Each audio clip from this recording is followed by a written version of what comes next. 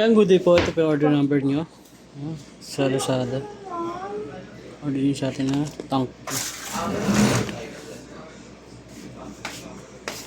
May pinalitan ba kayo ng Jollibee? Wala dun sa ilalim?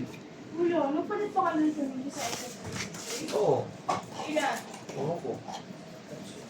Mat, nakailang ka nun? Palit tuning key sa 363. Dalawa ata, isa ata.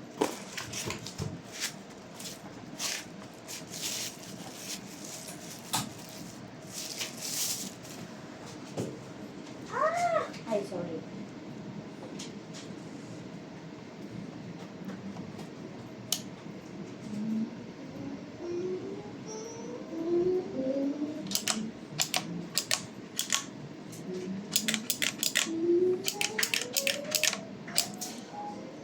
Call tuner PNL.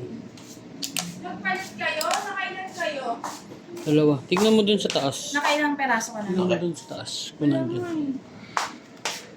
Check natin. Dami yun. Nakarami kami nun. Nakarami kami palit nun, te. Ilan? Halos lahat ng lumabas simula nang lumipat dito, pinalitan na eh. Na 3 SM series eh. Dalawa ata ako na. Nililutong China yun yun, baby.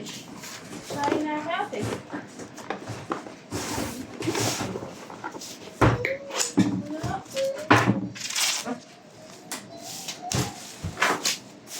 Wala.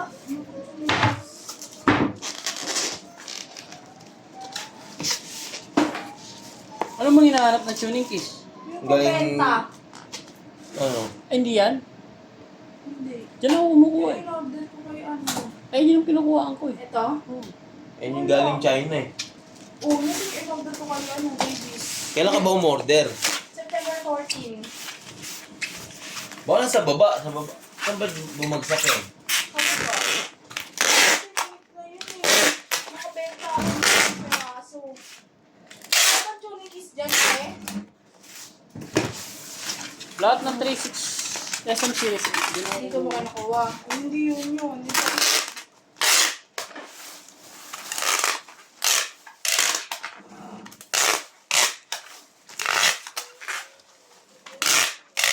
Hindi mo nakabunto nga yun. Hindi mo kahit ano yung nasa. Ano ba yan?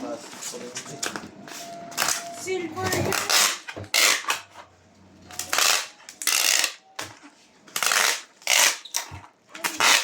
Marami kayo in-order nun.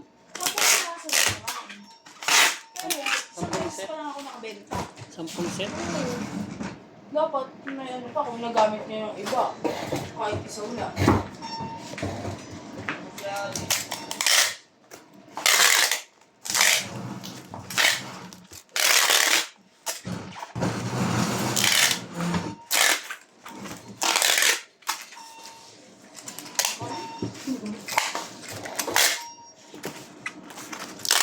Pag dati rin nag-order ako, 120 pieces. Yun nga yun eh, puro ganyan. Nasa na ito? Yun, ubus na yan. Ubus na yun? Kasi yung dun sa pick up na libre, ginamit na yun bago ka pa mag-order pagtapos ng box. Yung mga binutas dun at dun nagaling, di ba ba eh? Doon sa in-order mo. Nagamit na yun, nagamit. Yan ang ganyan na lang po. Salamat.